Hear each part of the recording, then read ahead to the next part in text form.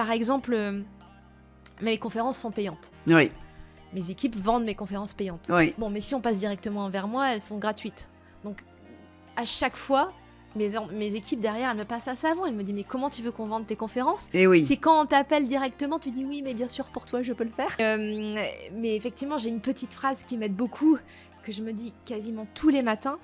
C'est qu'est-ce que je ferais si je n'avais pas peur ? Oui. Et je vous invite à vous la dire en fermant les yeux et en imaginant ce que vous aimeriez faire et en vous disant qu'est-ce que je ferais si je n'avais pas peur. Exceptionnel, effectivement, le parcours de femmes qui nous inspire, qui nous donne envie, et ça c'est tellement important dans la société dans laquelle nous sommes. Alors, j'ai le plaisir et nous sommes avec la présidente de Bouge ta boîte, Femmes des territoires, avant c'était Femmes de Bretagne. Pour vous présenter, je dirais, dans les choses les plus récentes, il y a Les femmes sauveront-elles le monde, c'est le bouquin qui vient de sortir il y a quelque temps. On peut répondre que oui, on va sauver le monde et bien heureusement. Avec un grand sourire, on est ravis d'avoir Marie-Éloi. Marie-Éloi, bonjour. Bonjour Lara, je suis ravie. Alors, si je vous laisse vous présenter, vous diriez quoi en plus de ce que je viens de dire ? Je dirais quoi en plus que je sais pourquoi je me lève le matin. Que ce qui me motive, et vraiment, c'est plus que motive, parce que même ma famille, mon mari, mes enfants n'en peuvent plus, c'est la mixité. Que je crois vraiment que s'il y avait de la mixité partout dans le monde serait entièrement transformé. Et je crois qu'on peut y arriver. J'ai beaucoup d'espoir, j'ai plein de pistes, et c'est ce qui me motive tous les jours. En fait, toutes mes actions sont pour qu'il y ait plus de mixité dans l'économie, parce que l'économie drive tout. Et c'est par là que ça va passer. Alors, on va bien sûr l'évoquer. Votre enfance, un petit mot quand même, vous étiez dans le Nord. Ouais. On ne sait pas exactement où dans le Nord. J'ai cherché énormément. On parle de pluie du Nord. Alors, ça peut être Marcq-en-Barreuil, ça peut être Lille, ça peut être à côté. C'est le Nord, mais... C'est un petit village. C'est un petit village. Qui s'appelle Bois-Grenier. D'accord. Ah oui, donc qui n'est pas très connu. Qui n'est pas très connu, à côté d'Armentières. Oui. Et donc, j'ai grandi effectivement à la campagne, dans la nature, toute mon enfance. C'était une enfance très joyeuse, très heureuse avec mes frères. J'ai eu beaucoup de chance. Alors, une maman qui était prof de yoga, un papa qui, lui, s'occupait de son jardin bio. C'était le côté très calme par rapport à vous ? Alors, maman, mère au foyer, qui a fait effectivement des études de prof de yoga, mais qui n'a pas exercé en ce sens, et qui a repris des études autour de 40 ans pour devenir orthophoniste. Et notamment auprès des jeunes aveugles et des enfants handicapés. Donc, et une maman aussi qui m'a traînée, parce qu'à l'époque c'était ça, quand j'étais petite, chez Emmaüs, parce qu'elle était bénévole à Emmaüs, donc traînée aussi dans les conférences Emmaüs, oui. Voir aussi Sœur Emmanuelle, etc. Donc j'ai une maman très engagée, petite. Personne donc proche de vous qui vous ont donné peut-être un peu le là et la voix, on va dire, d'être aussi battante, combative, entrepreneuse. On cherche les adjectifs parce que quand on vous regarde, quand on vous écoute, peu importe où, sur quel support, mais on se dit waouh, quand on passe une minute avec Marie-Éloi à travers une image ou une ligne dans le bouquin, eh ben, c'est pas bouge ta boîte, c'est bouge tes fesses. C'est vrai. Et c'est formidable, ça nous manque. Mais j'ai un papa qui était entrepreneur et qui était architecte d'intérieur, et il m'emmenait avec lui sur ses chantiers aussi, et je le voyais passionné par son métier. Donc je savais qu'on pouvait vivre de sa passion, je savais que la vie, on n'a qu'une vie, donc autant le faire à fond. Et lui, il a toujours été comme ça aussi, donc je le voyais travailler la nuit, les week-ends. Alors c'est pas forcément un bon exemple, mais c'est vrai que c'est quelque chose qui m'a aussi beaucoup inspirée. Mais merci pour vos mots. Mais c'est vrai. Et puis passionné, mais et comme vous dites, et alors là, j'adhère à 1000%, c'est-à-dire que d'être passionné par ce qu'on fait, encore plus aujourd'hui qu'avant, quand on se lève le matin, moi je chante aussi sous la douche, c'est ce qu'il y a de plus beau. Bah oui, après c'est pas facile tous les jours. C'est pas facile ça veut pas dire que c'est facile tous les jours, mais par contre on a vraiment du sens dans la vie, c'est ça qui est notre moteur. C'est pour ça aussi d'ailleurs qu'il y a toute une vague d'entrepreneuriat, qu'il y a de plus en plus d'hommes, mais surtout de femmes qui entreprennent, parce que il y a cette recherche de sens, et quand dans les grandes organisations le sens est un peu bloqué ou il est un peu étouffé, et ben à un moment donné, le corps coince, et ça peut finir en burn-out quand il y a un manque de sens, ça peut finir en maladie, en dépression. On a toutes et tous besoin de ce sens, de quelque chose de plus grand que nous, d'avoir l'impression de contribuer au bien commun. Ouais. Et je pense qu'on est tous comme ça, qu'on a tous en nous cette flamme de l'engagement. Mais on l'a toutes en nous, ou tous, on peut le mettre aussi au masculin puisqu'on est sur la mixité. Toutes et tous, évidemment. Mais comment on arrive à le cultiver, justement, à faire pousser la graine davantage? Il y en a certains ou certaines qui n'arrivent pas à aller au-delà. Et elles vont être dans l'euphorie, dans l'envie pendant 2 jours, et puis ça va retomber. Comment est-ce que vous arrivez à être tout le temps dans cette énergie? Alors, j'ai pas été tout le temps comme ça parce que moi, mon intuition et mon engagement, il a été bien étouffé, hein, pendant les années, scolaires. L'éducation nationale, elle nous met aussi parfois dans des Oui. cadres, dans des cases. Le monde extérieur nous met aussi parfois dans des cases qui nous étouffent un peu et on oublie, qu'on n'a qu'une vie, que la vie, c'est aussi une recherche de sens, qu'on a un pouvoir et une capacité d'agir. On l'oublie souvent qu'on a cette capacité d'agir en nous, mais tout le monde. Et en fait, moi, ce qui m'a reconnectée, il y a plusieurs choses. Mais d'abord, j'étais journaliste à Radio France Oui. Internationale Oui. et j'ai eu la chance, c'était mon rêve, hein, donc j'ai harcelé RFI quand j'étais en école de journalisme pour faire des stages chez eux. Et finalement, j'y suis restée 7 ans. J'ai beaucoup, beaucoup voyagé avec mon micro, toute seule, dans une 50aine de pays. Et là, moi, j'ai vu énormément de personnes, des héros et héroïnes du quotidien, des gens normaux, mais qui se battaient avec des bouts de ficelle pour leur communauté, des médecins, des institutrices, enfin vraiment des gens qui faisaient des choses pour que leur société, leur ville, leur village aille mieux. Et ça m'a beaucoup portée. Je me suis dit, mais en fait, on peut toutes et tous agir. Et ça, c'est quelque chose que je mesurais pas. Et moi, C'est à l'âge de 15 ans, en fait, hein, vous avez eu quelqu'un qui a fait une conférence à l'école et qui vous a donné le goût du journalisme. Oui, c'est le frère de mon prof de français. Je Ouais. me rappellerai toujours, parce que moi, on n'avait pas de médias à la maison, hein. Je crois qu'on avait une télé qui faisait 20 cm sur 20 cm en noir et blanc avec une antenne qui fonctionnait pas. Donc, on n'avait pas de médias, je savais pas trop ce que c'était. Et le frère de mon prof de français vient dans la cour et il s'était mis sur une caisse au milieu de la cour et il a raconté son métier de reporter à l'étranger. Et là, c'est comme si j'avais une révélation. Je me dis, mais je veux faire ça, je Magnifique. savais pas que c'était possible. Et en terminale, il y avait un jury avec tous les professeurs. Et donc, ils me disent, voilà, qu'est-ce que vous voulez faire par la suite, hein? C'était assez sérieux. Et je leur dis, moi, je vais être journaliste à l'international. Et ils se sont foutus de moi. Ouais. Et ils se sont moqués de moi. Ils ont dit, mais vous n'avez Pour quelle raison? vous n'avez pas la culture, vous n'avez pas les Wow. compétences, vous n'y arriverez jamais. Je suis rentrée chez moi, je crois que j'ai pleuré sur mon lit pendant 2 jours. Et j'en ai pu reparler. J'en ai pu reparler pendant au moins 4 ans. Mhm. Et jusqu'à ce qu'un prof de TD en droit, j'ai fait du droit parce que je savais Ouais, pas quoi ouais. faire, hein. Et puis que j'avais quand même en tête l'idée de préparer des écoles de journalisme, jusqu'à ce qu'un prof de TD me dise qu'est-ce que tu veux faire en fait, Marie? Et puis comme il était sympa et jeune, je lui ai dit en fait, tu sais, mon rêve c'est de devenir journaliste, mais bon, évidemment ça arrivera pas. Et il m'a regardé, il m'a dit mais ça serait génial pour toi. Et en fait, j'attendais que cet encouragement-là. Et le lendemain matin, j'ai décroché mon téléphone et j'ai appelé Ouest France Saint-Malo. Je leur ai demandé si je pouvais faire un stage. Ils m'ont dit oui.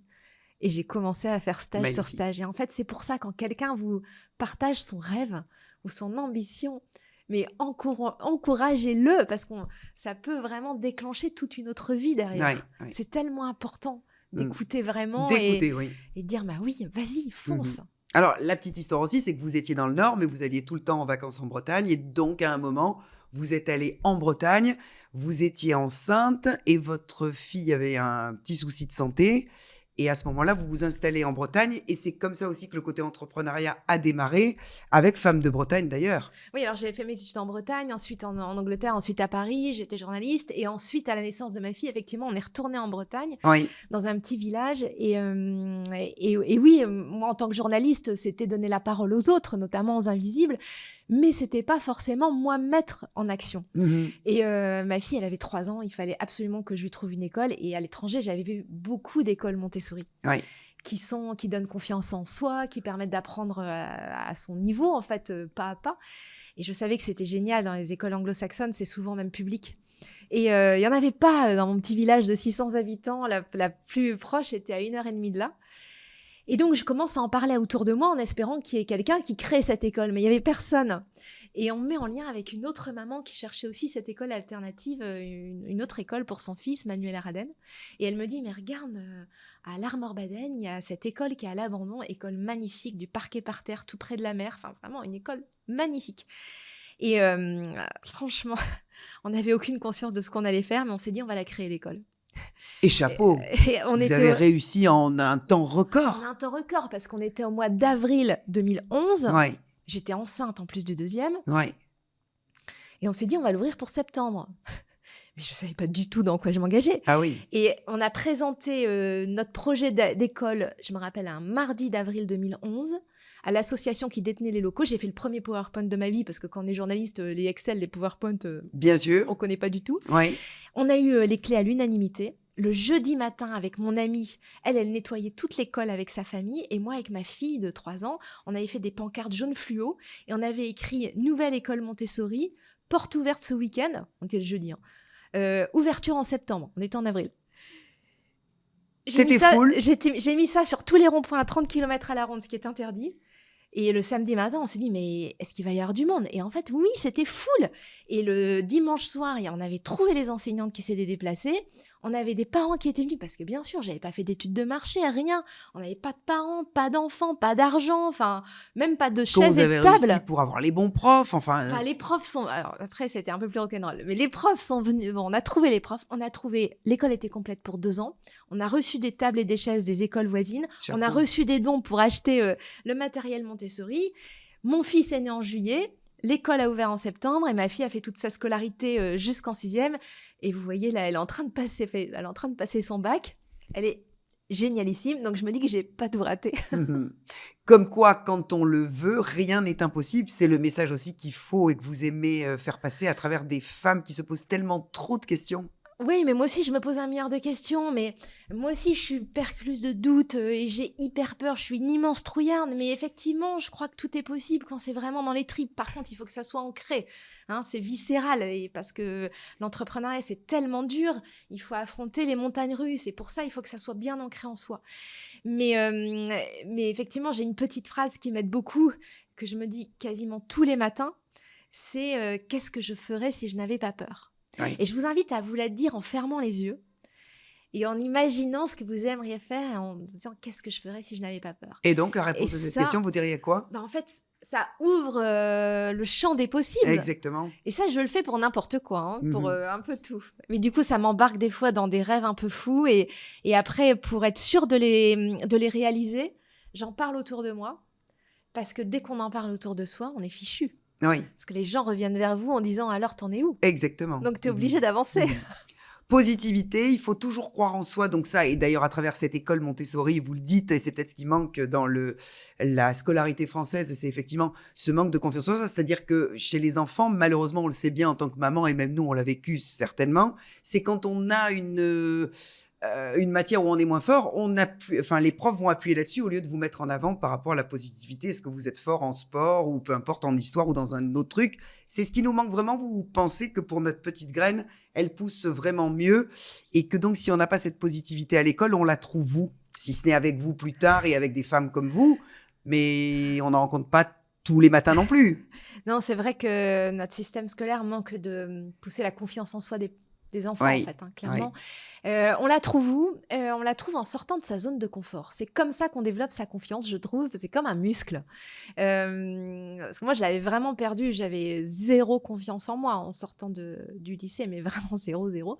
Et en fait, à force de voyager, on est tellement déstabilisé parce qu'on est dans un environnement totalement inconnu, on est obligé de se fier à son intuition.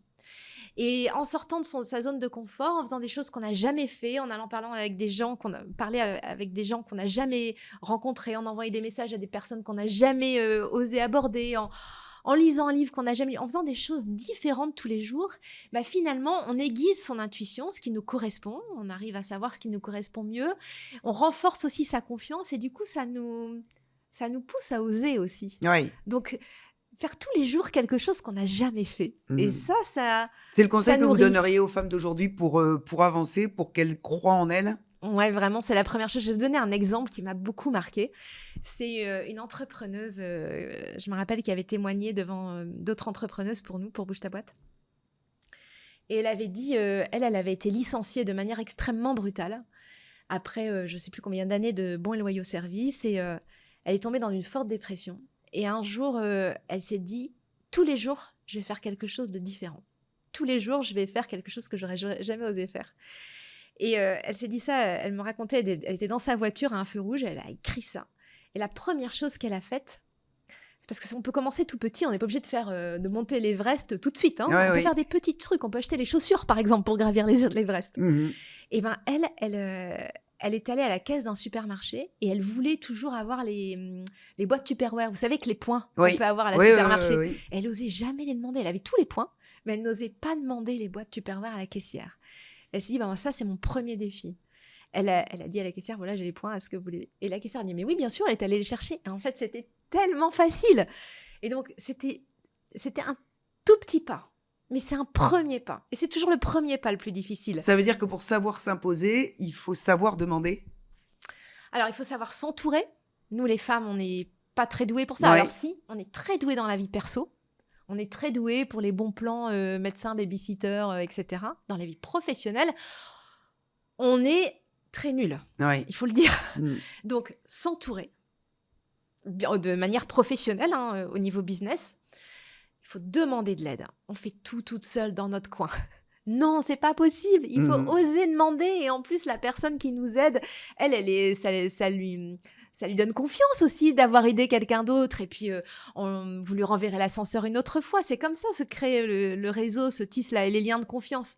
Donc oui, s'entourer, demander de l'aide et oser dire ce qu'on veut et se fixer des objectifs. Ça aussi, on ne se fixe pas des objectifs. On dit, j'aimerais bien ça. D'accord, mais ça veut dire quoi? Ça veut dire concrètement, tu veux aller où? Avec combien de clients, par exemple, si c'est une entreprise? Tu vas avoir combien de chiffre d'affaires? Tu veux te rémunérer combien?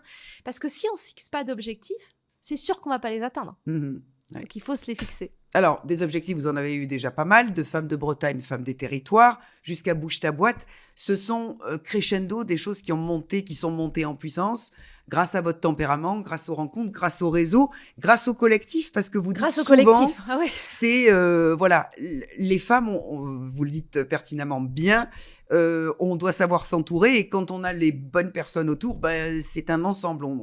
Il faut qu'on avance avec elle, donc avec elle au pluriel. Alors qu'une nana aujourd'hui, dans beaucoup d'ailleurs c'est selon les métiers, mais c'est dans tous les jobs, elles sont plutôt individualistes. Il faut essayer de casser ce truc-là pour avancer. D'être individualiste, c'est plutôt néfaste, non? Bon courage. Mais on a toujours valorisé énormément la fraternité. La preuve, c'est dans notre devise nationale, liberté, égalité, fraternité. Mais il est temps de valoriser au même niveau la sororité. Oui. On en parle très peu, ça, en fait. Mais non, parce que nous, les femmes, on a toujours été isolées. Oui.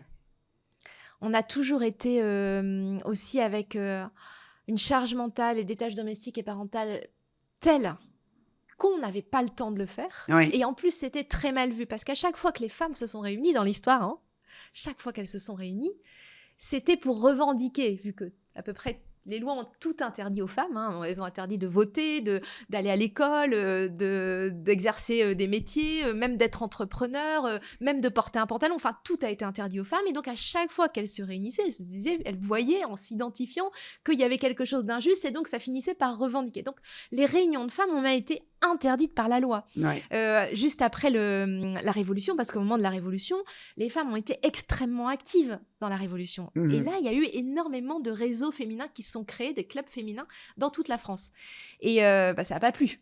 Donc en 1793, interdiction par décret aux femmes de se réunir. Ouais. Et 3 jours plus tard, Olympe de Gouges a été guillotinée. Olympe de Gouges qui a écrit la déclaration des droits de la femme et de la citoyenne et des citoyennes. Donc, on voit bien que se réunir, c'est mal vu. Et nous, on a intégré ça en tant que femmes. Quand on voit un groupe d'hommes, par exemple, on se dit, ils font du business, ou alors ils vont faire du sport ensemble. Quand on voit un groupe de femmes en train de travailler, notamment dans mes réseaux, Femmes de Bretagne, Femmes des Territoires ou Bouge ta boîte, on se dit, mais qu'est-ce qu'elles font ensemble? Elles font du business. C'est la même chose, en fait. Et on n'est pas habitué à ça. C'est extrêmement important que nous, les femmes, on arrive à être ensemble, et avec les hommes engagés. Évidemment, tout ce qu'on fait, c'est pour la mixité. Parce que dès qu'on parle des femmes, on a toujours l'impression qu'on va agir contre les hommes. Non, on agit pour les femmes et pour la mixité. Et du coup, pour la communauté entière.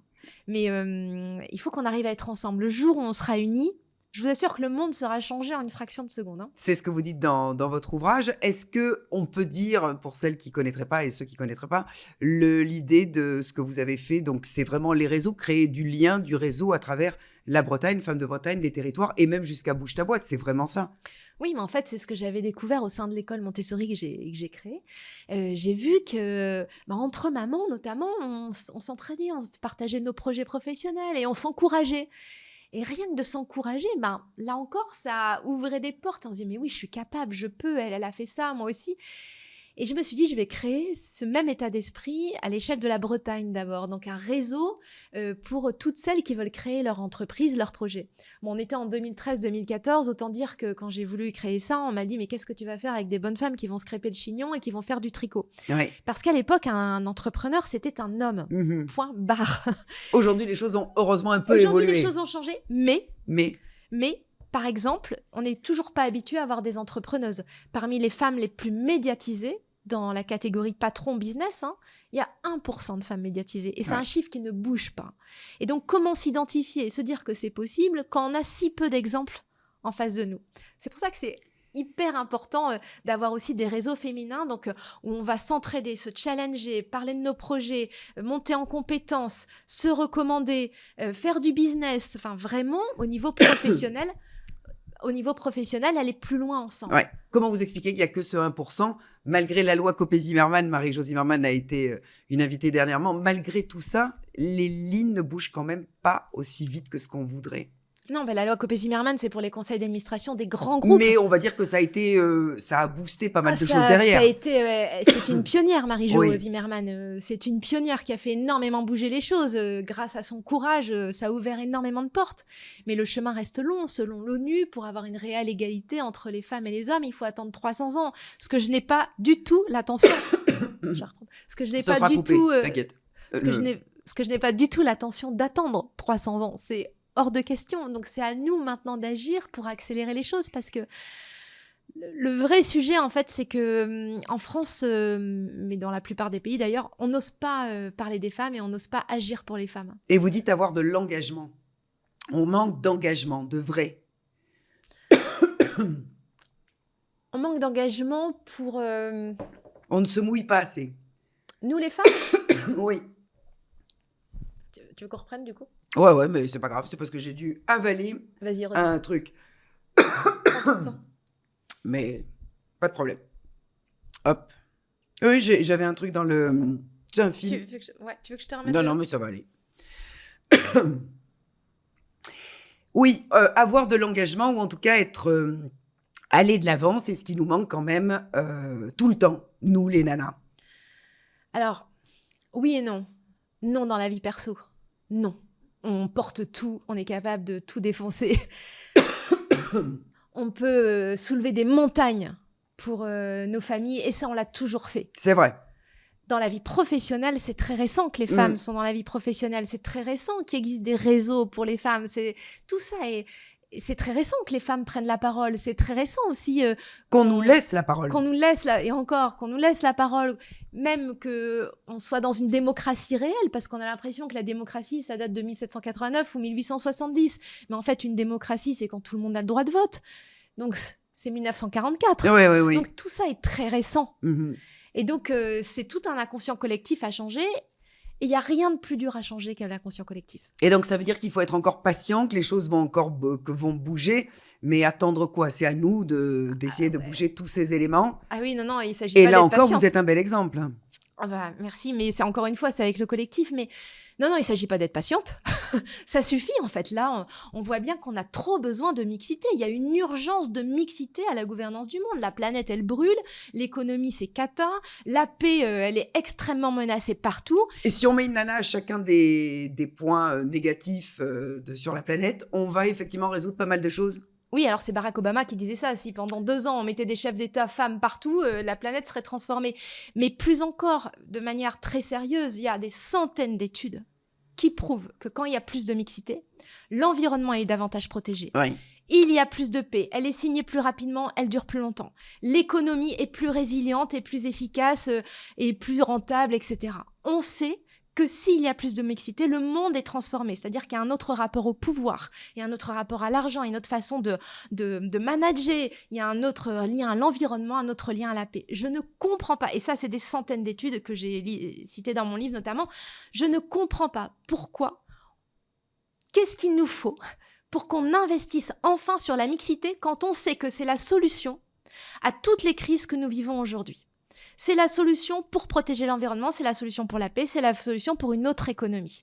Donc oui, on a absolument besoin des femmes. Donc on n'a pas besoin d'être patiente, on a besoin d'agir. Il n'y a personne qui va venir nous sauver. Il n'y a pas un héros, une héroïne qui va venir dire « Allez, c'est bon, je vais trouver des solutions », ni une Donc start-up. c'est de se rassembler, d'être C'est avec nous. des femmes comme vous. C'est nous les femmes et les hommes engagés qui pouvons changer les choses. Et ce que j'aime le plus comme exemple, mais vraiment qui me porte tous les jours, et c'est mon Graal, et si seulement ça pouvait advenir au niveau mondial, c'est l'exemple de l'Islande en 1975. Oui. En 1975, l'Islande était tout sauf un pays égalitaire. Il y avait... L'Islande était tout sauf un pays égalitaire. Il y avait 4% de femmes députées. Ça va aller. Ouais. Tu sais, j'ai dû avaler un truc dans l'air. Ça m'est arrivé. C'est vrai. Mais oui, ça va aller. Oui, j'ai l'habitude, malheureusement, d'avoir un truc qui peut arriver. Je me dis quand c'est bon, je reprends. Vas-y. Il y avait 4% de femmes députées. Et les femmes, un jour, ont dit « Stop !» Elles sont descendues dans la rue pendant une journée. 90% des Islandaises. Alors bien sûr, c'est un petit pays, mais ce qu'on fait à la petite échelle, on peut aussi le faire à plus grande échelle. Donc 90% des Islandaises ont dit « On arrête tout au niveau professionnel et au niveau personnel. » On était en 1975, les liaisons téléphoniques, c'était par des standardistes. Oui. Tout le pays s'est arrêté. Il n'y avait plus de téléphone, plus rien ne fonctionnait dans le pays. Les enfants ont mangé des bonbons et des saucisses toute la journée. Et résultat, ça a été radical. Elles ont le cran de le faire. Elles ont le cran de le faire. Et quelques mois après, a été votée pour une loi pour l'égalité. 5 ans après, est élue la première femme chef d'État au monde. Et depuis, l'Islande est le pays le plus égalitaire au monde, toujours, 50 ans après. C'est aussi l'un des pays où les habitants sont les plus heureux et l'environnement le plus protégé. Encore une fois, parce que c'est lié. Le bonheur, l'égalité, l'environnement sont extrêmement liés. Je ne vois pas ce qui compte autant que le bonheur, l'égalité et l'environnement sur Terre. Donc, il nous faudrait une femme à la présidence de la République chez nous en France ? Bon, ça ne suffirait pas. Non, pas du tout. Il faut de la mixité partout. Et pour ça, je pense que on est capable de le faire. Je pense qu'on est capable de le faire si on était unis, si on prenait toutes et tous ceux qui sont engagés une journée. Est-ce qu'on est capable de prendre une journée où on ne fait plus rien au niveau professionnel et personnel déjà ? Oui. Est-ce qu'on se pose même la question ? Est-ce qu'on est capable de faire ça ? Oui, franchement, une journée, c'est facile. Sûr. À quoi ressemblerait le monde si une bonne partie, en tout cas toutes les femmes qui sont libres et tous les hommes qui sont engagés, arrêtaient tout pendant une journée à l'image des Islandaises en 1975 ? Qu'est-ce qui se passerait ? Qui s'occuperait des enfants, des personnes âgées ? Qui s'occuperait de l'alimentation ? Comment fonctionneraient toutes nos structures administratives, toutes nos organisations, toutes nos entreprises sans les femmes pendant une journée ? Sachant que, pour changer un système, il suffit de 3,5% de la population. C'est prouvé. À chaque fois que 3,5% de la population a été engagée quelque part, elle a réussi à changer le système. Si on faisait ça pendant une journée, il y aurait un avant et un après. On verrait bien à quel point on a besoin de mixité, on verrait bien à quel point le monde repose tout autant, voire plus sur les femmes. Oui. Et alors, Bouge ta boîte, en est où ? Parce que ça a énormément grandi. Et quels sont les objectifs d'ici les 5 ans qui arrivent ? Alors, au-delà de ce Graal que j'ai envie de Et toutes les reconnaissances que vous avez eues, parce que Dieu sait, vous êtes chez Forbes, voilà, donc femme battante, femme déterminée, qui avance un modèle de vos débuts à aujourd'hui.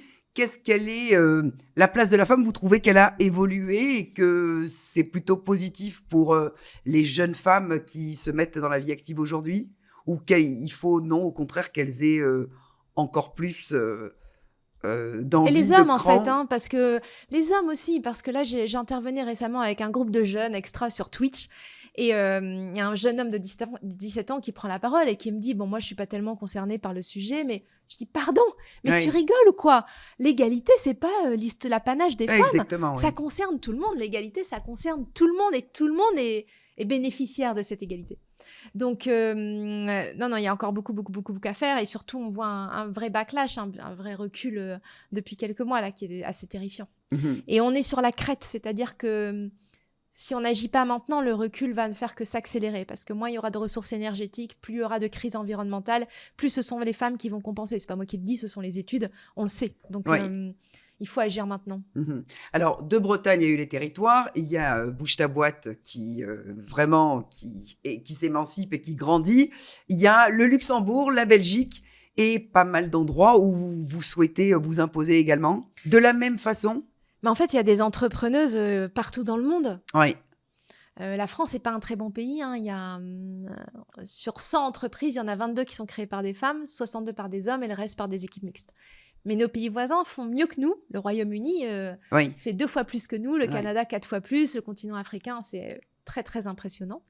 Donc oui, il y a des entrepreneuses partout, mais on n'est pas en lien ni en France, ni avec les autres pays. Et pourtant, si on développe les entreprises de chacune, ça pourrait changer pas mal de choses, en tout cas au niveau Donc, c'est dans économique. cette optique que vous avez envie d'aller plus loin et de faire Tout à appel fait. aux pays, alors d'à côté, frontaliers, mais même au-delà? Ah bah, ça serait un rêve. Ouais, C'est vraiment vos défis, le défi, on va dire, sur les années qui arrivent? ouais, ça serait un rêve. Ouais. Alors, on parle beaucoup de leadership, c'est un sujet qui est récurrent, qui est même, je trouve, galvaudé, vulgarisé un peu trop. C'est quoi les vraies qualités d'une entrepreneuse aujourd'hui, en 2025? Ah bah, les entrepreneuses, elles sont incroyables. On a souvent un peu de condescendance parce que, à l'image de l'entrepreneuriat, c'est 97% des toutes petites entreprises. Oui. Et en France, on valorise extrêmement la croissance. Mais ce que je remarque chez les entrepreneuses et ce qui est vrai aussi chez les jeunes entrepreneurs, c'est que ce qu'ils recherchent avant tout, c'est du sens, Oui. c'est de contribuer au bien commun, c'est être son propre patron, c'est travailler avec un réseau de confiance, de partenaires de confiance.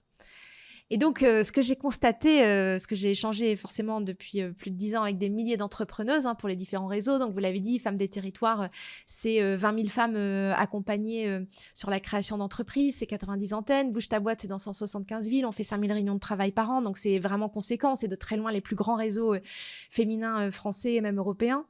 Et en fait, j'ai échangé avec des milliers et des milliers d'entre elles. Et il y a un point commun, c'est que toutes agissent pour le bien commun. Mais toutes. Et alors, elles vont vous dire non, parce que des fois, j'arrive dans des villes, je vais vous dire, je veux faire un atelier sur l'impact. Alors, elle me dit, mais qu'est-ce que tu veux nous faire sur l'impact? Nous, on est des petites entreprises, c'est les grands groupes qui s'occupent de la RSE. Et donc, je les fais travailler et elles se rendent compte qu'elles font toutes différemment, que déjà, elles ont créé leur entreprise pour ce sens-là. L'âge moyen, c'est autour de 42 ans de la création d'entreprise. Donc, elles ont créé cette entreprise pour ce sens-là. Et elles font différemment. Donc, en échangeant, on s'aperçoit que la fleuriste qui a quitté son grand groupe de fleuristes pour monter sa boîte, c'est parce qu'elle voulait faire des fleurs locales et de saison, que la couturière, elle utilise des chutes de tissu, que celle qui a une imprimerie, elle utilise des couleurs végétales, que même l'avocate en droit de la famille, elle fait de la communication non violente pour apaiser les conflits. Donc elles font toutes différemment et elles sont extrêmement inspirantes. Oui. Et c'est une force de transformation qu'on ne voit pas. Quand on parle d'entrepreneuriat des femmes en France, on parle de leurs freins et des obstacles. On parle jamais de leurs forces. Mmh. On parle jamais de ce qu'elles apportent au monde, au territoire, à l'environnement. En fait, c'est de savoir mettre leur côté positif en avant et d'évincer presque obligatoirement le côté négatif, c'est comme de faire un JT Good News et enlever tout ce qu'il y a de mauvais, de toxique. En fait, quand on vous rabâche en permanence, et nous les femmes, on a été affublées d'à peu près tous les syndromes possibles, quand on vous rabâche en permanence que vous avez des freins, que vous n'osez pas, que ça va être plus dur pour vous, et comment vous allez faire avec les enfants, et vous n'êtes pas une bonne mère, et vous n'êtes pas machine, etc., c'est extrêmement dur de se projeter et se dire, oui, je vais tout déchirer. Oui. C'est hyper dur. Ça s'appelle l'effet golem. C'est quand on prend un groupe d'individus et qu'on lui dit ça et qu'on le met pas en position de pouvoir, évidemment, il sous-performe. Si on prend le même groupe et qu'on lui dit t'es fort, t'es merveilleux, tu vas réussir, et qu'en parallèle on le met en position de pouvoir et de visibilité, il surperforme. Mmh. On a besoin de faire ça avec les femmes aujourd'hui. Mmh. Vous parlez de l'impact, quels sont les autres sujets qui sont quelque part peut-être les plus demandés, plébiscités par les femmes qui manquent d'audace, manquent d'assurance, de confiance? C'est quel thème? J'ai pas compris la question, là. Quel est vous parlez d'impact d'un des thèmes que vous avez fait dernièrement dans les réseaux. Et quels sont les autres thèmes en fait qui sont demandés et peut-être pas assez mis en avant pour les femmes pour les aider? Alors, ce qui est le plus important, vraiment, vraiment, donc c'est s'entourer, ça on en a parlé, mais c'est aussi de parler d'argent. Oui. Ça, c'est indispensable parce que j'entends souvent, mais moi, j'ai pas créé mon entreprise pour l'argent, alors moi non plus, Mais elle me dit, la femme ne sait pas se vendre, enfin en tout cas moins bien qu'un homme, ça c'est sûr. Mais c'est normal parce que dans l'histoire, les femmes qui avaient de l'argent, c'était quoi? C'était des prostituées. Donc évidemment, c'était hyper difficile de dire que l'argent c'était important et de s'identifier. Et moi non plus, j'ai pas créé mon entreprise pour l'argent et pour le sens comme elles disent toutes. Mais à un moment donné, si tu veux avoir de l'impact il faut en vivre. Oui. Sinon, ton impact, il n'existe pas. Ouais. Aujourd'hui, on a les 2 tiers des entrepreneuses en France qui gagnent moins de 1 500 € par mois quand elles Ouais. sont isolées. Ce n'est Mhm. pas possible. Mhm. C'est pas possible pour elles. C'est pas possible pour l'impact économique global des femmes. Ça veut Mhm. dire qu'on n'a pas d'impact quand on n'en vit pas. Oui. Donc, il faut... Et puis, on met en danger... On se met soi-même en danger. Et nous, les femmes, on est tellement sacrificielles parfois que... Voilà. Donc, c'est extrêmement important de parler d'argent. L'argent, c'est une énergie qui nous permet de développer ce auquel on croit et d'avoir plus d'impact. Donc, et ça, on l'apprend à le faire ensemble, en fait, en disant, bah oui, moi, je suis nulle pour parler d'argent, alors comment tu fais toi? Alors moi, je dis ça, etc. Et en s'entraidant comme ça, nous, on a mis énormément de choses en place dans nos réseaux où, par exemple, elles sont obligées à chaque réunion de dire, pour être conforme à mon prévisionnel, j'ai besoin de 2 nouveaux clients, voilà ce que je fais, voilà ce que je recherche comme client, etc. Donc, vraiment, pas demander de l'aide et parler argent et avoir des Sans objectifs tabou. financiers sans tabou. Mais non, Ouais. il faut arrêter avec ça. Et alors, je dis pas que c'est facile. C'est hyper dur. Même moi, j'en ai plein des freins sur l'argent, mais plein. Par exemple, mes conférences sont payantes. Oui. Mes équipes vendent mes conférences payantes. Oui. Bon, mais si on passe directement vers moi, elles sont gratuites. Donc, à chaque fois, mes équipes derrière, elles me passent à savon. Elles me disent, mais comment tu veux qu'on vende tes conférences? Et oui. Si quand on t'appelle directement, tu dis oui, mais bien sûr, pour toi, je peux le faire. Et donc, comment vous rectifiez? Et Comment donc, on réagit? un jour, je me suis fait copieusement engueuler par ma DG, Julie Baudin de Bouge ta boîte.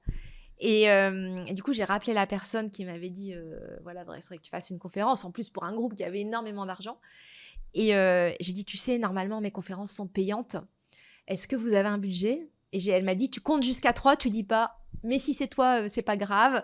Mais bien sûr, si c'est pas possible, je me débrouille. Enfin, tu te tais, t'attends 3 secondes. Mhm. Et avant 3 secondes, d'ailleurs, la personne au bout du fil disait, ah, mais je savais pas, mais bien sûr, on va trouver un budget. Oui. Donc, ça me coûte, à chaque fois, ça me coûte de parler d'argent, mais c'est absolument nécessaire. Et plus on va le faire, c'est comme un muscle, hein, c'est encore, plus on va le faire et plus c'est facilitant. Mais c'est chouette d'avoir, c'est plus que chouette d'ailleurs, c'est instructif d'avoir des personnes autour de soi qui en parlent de la même manière et qui se disent allez, ouais, ok, c'est pas évident parce que l'histoire, la culture, etc., etc. Mais par contre, je vais le faire. Mhm. Est-ce que du territoire que vous connaissez bien, de l'Hexagone, est-ce que les femmes sont plus battantes je dis n'importe quoi, dans le nord-ouest, dans le sud-est que dans le nord ou ailleurs? Vous faites certainement des constats, non? Franchement, je crois que je connais presque toutes les gares de France ou pas loin. En tout cas, beaucoup, beaucoup, beaucoup. Donc non. Il y a le même Il y a punch? énormément de différences. Non, par exemple, si j'arrive avec un quart d'heure d'avance à Strasbourg, je suis en retard. Oui. Vous qui venez de l'Est, Oui, vous oui. savez. Si j'arrive avec un quart d'heure d'avance à Marseille, je peux toujours attendre. Ouais. Donc, il y a des petites différences culturelles comme ça. Mais par contre, sur le côté battant, non. C'est partout, même dans ce qu'on appelle la diagonale du vide, hein, autour de Clermont, Ouais, Florent, ouais, etc. Où on a un peu plus de mal à s'implanter, mais on y est quand même. Non, il y a une énergie dans les territoires qui est insoupçonnée et qui est pas assez valorisée parce que franchement, si on s'appuyait sur toutes ces entrepreneuses, les territoires seraient absolument différents. Mhm. Et quelle est votre vie privée? Quand on vous voit, c'est pareil, n'importe quoi qu'on lise ou qu'on voit de vous, vous êtes toujours en train de parler de Bouge ta boîte ou de Femmes des territoires ou d'un autre projet ou du bouquin, mais on se dit, mais est-ce que Marie-Éloi, à un moment, elle se pose, qu'est-ce qu'elle fait? Est-ce qu'elle a une vie privée? Est-ce qu'elle respire et elle prend le temps de vivre? Parce que beaucoup de femmes aussi très entrepreneuses, malheureusement, n'ont pas des quotidiens très faciles. Oui, bah, c'est tout à fait juste. Alors moi, j'ai un deuxième mari qui est juste extraordinaire, hyper égalitaire. Il a survécu notamment à l'écriture du bouquin parce qu'en plus de l'assaut et de la boîte, je l'ai écrit le soir, la nuit plutôt. La nuit, les week-ends et donc... Ça, c'était a pas l'envie de été dire, facile. vous répondez à toutes les questions qu'on vous pose toute la journée, le bouquin? Ouais, c'est ça. C'est parce que j'ai fait tellement d'interventions un peu partout et on a tellement peur, nous, de parler de notre place, les femmes, et les hommes, ils ont l'impression que c'est pas leur sujet. Et donc, il y a tellement de tabous et de malentendus que je me suis dit, bon, il faut que je réponde. Donc, dedans, j'ai mis plein de questions de l'avocat du diable Mhm. pour être la plus concrète possible. Donc oui, vous avez une vie normale et J'ai un mari qui m'aime, qui voilà, m'aime toujours. c'est très important. Et j'ai beaucoup de chance de l'avoir. J'ai 2 enfants extraordinaires et 2 beaux enfants extraordinaires et on forme une famille recomposée. Je dois dire, c'est ma plus grande fierté. C'est pas toujours simple les familles Non. recomposées, mais chez nous, c'est beau. Mhm. Voilà, je suis très très heureuse. Après, c'est pas tellement de la chance finalement parce qu'on a tout fait pour. Oui, Donc voilà, après me poser, c'est très dur pour moi. Ça, c'est vrai que J'ai eu une période maman solo après au moment de l'école Montessori. Oui, oui, oui. Maman solo, j'étais au RSA, donc en vraie précarité avec 2 enfants, dont un bébé. Et de cette période-là, j'ai développé une sorte de forme d'urgence où il faut que j'avance. Au début, c'était pour qu'on s'en sorte. Là, c'est après, c'était pour aider le plus de femmes possible. Aujourd'hui, c'est pour que la mixité soit installée. Et j'ai cette urgence-là qu'il faut que j'arrive à réfréner un peu parce que Puis de il vous faut prendre poser soin des de soi. défis toujours plus gros et plus importants au fur et à mesure des mois et des années. Mais non, mais c'est pas ça, mais c'est que je vois qu'il faut faire les choses en fait. Ouais, Et des fois, je me dis, bah en fait, si je le fais pas, ouais. Qui va le allez, faire? peut-être il y aura d'autres, mais allez, j'y vais, il faut que je le fasse. Enfin, je peux pas avoir un problème et ne pas agir en Il y a fait. une femme que vous voyez qui vous ressemble ou qui vous a ressemblé Bah, Marie-Jo, dont vous parlez, elle est incroyable. Ce qu'elle Ça, a c'est fait, vrai. c'est extraordinaire. Il y en a énormément des femmes sur nos sujets. Et on se connaît toutes et on est assez. Je dirais qu'on est assez solidaires Mais parce peut-être que elles sont c'est. fortes dans leur domaine, mais elles n'ont pas arrivé ce que vous faites à fédérer et à faire quelque chose qui soit. Oh bah si, certaines, évidemment. Par exemple, je pense à Julia Mouzon, avec qui j'étais il y a pas longtemps à Ouais, Bordeaux, qui a fédéré les femmes élues. Donc on est toutes. combative. Ouais, on est toutes. Allez, on avance, on va y arriver. Je crois vraiment qu'on va y arriver. Et vous disiez, il y a aussi un contexte géopolitique, social, économique qui n'est pas simple. Est-ce qu'il y a un impact, certainement pour vos entreprises aussi, et tout ce que vous faites? Vous êtes quand même pour autant sereine et positive par rapport à l'avenir, à la suite. On nous annonce une rentrée, pas très heureuse. Non, C'est pas non, pour autant c'est. que vous allez de l'avant, et au contraire, ça vous fait pas peur. Bah, en fait, la peur, ça sclérose, hein. Donc, Ouais. ça fait paniquer et ça empêche d'avancer. Et dans une période comme ça, c'est facile, en fait, d'être pessimiste. C'est facile Oui, d'être de se reposer sur ce sarcastique. qu'on lit, ce C'est qu'on possible voit. de se dire, oh, bah, je baisse les bras. Mais en fait, dans une période comme ça, il faut plus que jamais se retrousser les manches. Mais Mhm, plus que jamais. Et ce qui porte et ce qui a porté toutes les transformations du monde, c'est l'optimisme. mhm. On a l'impression que c'est un peu bisounours, etc. C'est ce qui a fait toutes les grandes transformations du monde. C'est Ouais. l'optimisme. Mhm. Et donc, c'est un devoir, et je dis souvent à mes équipes, c'est un devoir d'être optimiste en ce moment. C'est un devoir d'aller de l'avant, parce que la situation est telle que si on baisse les bras, c'est sûr qu'il va pas se passer Ouais. grand-chose. Et après, c'est pas moi, en me retroussant les manches qui va changer les choses. Mais si toutes et tous on fait ça, si toutes et tous on se dit, allez, on y va, on essaye, on continue, c'est comme ça, c'est pareil pour une maladie, hein. Oui. Quand on est battant aussi, ça peut changer des choses. Donc, en Oui. étant optimiste, en visualisant le futur et l'avenir qu'on voudrait avoir. Donc, moi, oui, j'estime que j'ai un devoir d'être optimiste et de me retrousser les manches. Après, oui, c'est extrêmement dur en ce moment, c'est vrai. Oui. Et intelligence, vous dites, il faut, alors on parle d'IA, mais vous dites ce qui manque aussi, c'est peut-être plus d'intelligence émotionnelle entre nous toutes. Ça viendra? En fait, on finance extrêmement tout ce qui est tech Oui. et conquête spatiale et robots, ce dont on a été abreuvé finalement dans les films, les livres, toute la dystopie Oui. qui nous ont nourris. Donc, on finance ce qu'on connaît. Mais pour la survie de l'espèce humaine, ce dont on a besoin, c'est très simple, hein, on a Oui. besoin d'humains, Oui. on a besoin d'eau potable, on a besoin d'une alimentation saine, et donc pour ça, on a besoin d'un environnement sain. Mhm. C'est ça dont on a besoin, c'est ça qu'on devrait financer en priorité. Oui. Des choses simples, mais voilà. Savoir le dire Essentiel. déjà, essentiel, exactement. Si, alors, 4 petites questions. La rencontre qui a changé votre vie? S'il y en a une. Mon mari, franchement, c'est vraiment lui. Ouais, mon mari. Un livre ou un film ancien, nouveau, mais quelque chose où quand vous n'avez pas le moral. D'ailleurs, qu'est-ce que Marie-Éloi fait quand elle n'a pas le moral? Parce qu'on a du mal à vous voir sans morale et sans tonus. Oh, si, franchement, ça arrive très souvent. Quand j'ai pas le moral, je vais marcher. Ouais. Ça me fait beaucoup de bien, marcher. Ah si, et quand je suis au bord de la mer, et je suis au bord de la mer dès que je peux, je vais nager. Je nage vraiment, même en hiver, hein. L'autre jour, je suis allée me baigner, il y avait du givre sur la plage. Ah oui, courageuse. Ah ouais, vraiment. Et dès que je suis dans l'eau, C'est votre élément. en fait, je ressors, je suis tellement fière, parce que c'est en Bretagne Nord, je suis tellement fière de m'être baignée dans l'eau gelée Ouais. que mon moral, mon ego est tout regonflé. Et puis, je me dis, allez, on est capable de tout. Mais ouais, me baigner, c'est vraiment ce qui m'aide le plus. Et alors, le livre ou Est-ce le qu'il y a film. un lien peut-être avec la mer ou le film que vous aimez particulièrement? Alors le film, et je bassine tout le monde avec, donc c'est pour ça que ça me fait rire, c'est le film No. C'est un film que personne ne connaît sur cette terre. C'est un film argentin ou chilien, j'ai un trou de mémoire là. No, qui est absolument extraordinaire et qui montre que pendant la dictature chilienne de Pinochet, Oui, qui a duré très longtemps, à un moment donné, grâce à la CIA, il y a eu la possibilité de faire un référendum pour voir si on allait en démocratie ou s'ils vont continuer sous l'ère Pinochet. Et l'opposition était muselée depuis 15 ans et elle était multiple. Donc elle avait le droit à un quart d'heure la nuit sur la télé publique, alors que pendant 15 ans, elle n'avait pas eu le droit à la voix.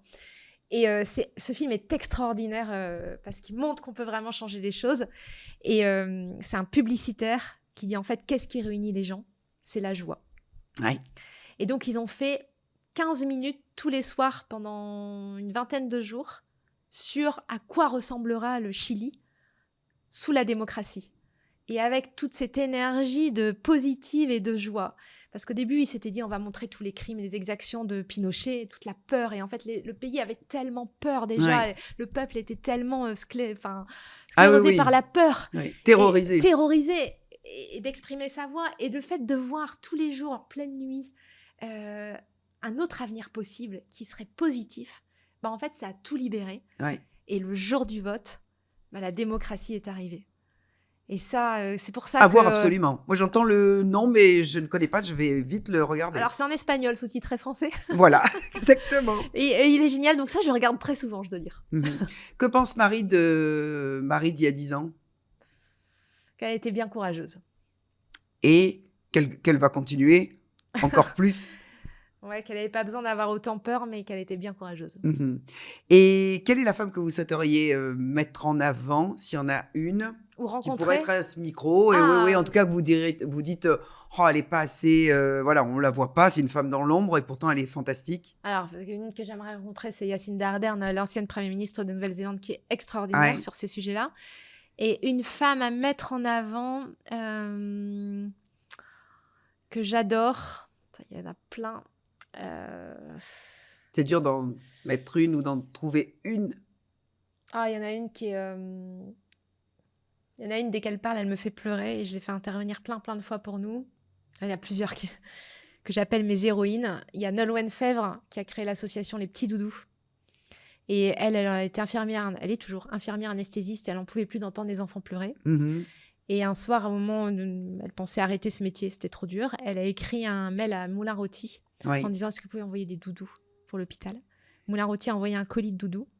Et en fait, aujourd'hui, elle a créé 100 associations, même plus, dans tous les territoires. Magnifique. Dans les hôpitaux publics, où elle récupère de l'argent, elle donne des doudous aux enfants qui vont se faire hospitaliser. Elle a même créé un jeu vidéo. Elle a créé plein de choses pour faciliter l'hospitalisation des enfants, mais elle le racontera 1 milliard de fois mieux que moi. Elle est extraordinaire, cette femme. Et une autre femme que j'aime énormément, c'est Virginie Delalande, qui est la première femme avocate sourde profonde, qui est aujourd'hui conférencière internationale. Et son histoire, à chaque fois, me bouleverse. Une autre femme aussi, c'est Marie-Amélie Le Fur, qui a dirigé les Jeux paralympiques, qui est championne multimédaillée et qui a fait preuve d'un courage extrêmement incroyable, enfin immense, après avoir été amputée de la jambe après un accident de scooter quand elle était ado, et qui est devenue cette immense championne. Donc, c'est 3 femmes que j'admire énormément. Qui vous donnent la chair de poule. Comme vous nous aurez donné la chair de poule, mais envie d'avancer, la joie quand on lit le titre « Les femmes sauveront-elles le monde ?» Moi, je peux dire que Marie-Éloi, à mon avis, sauvera une grande partie du monde. Merci beaucoup. Merci, Lara. D'avoir accepté l'invitation. À très bientôt. Merci. Merci, Lara.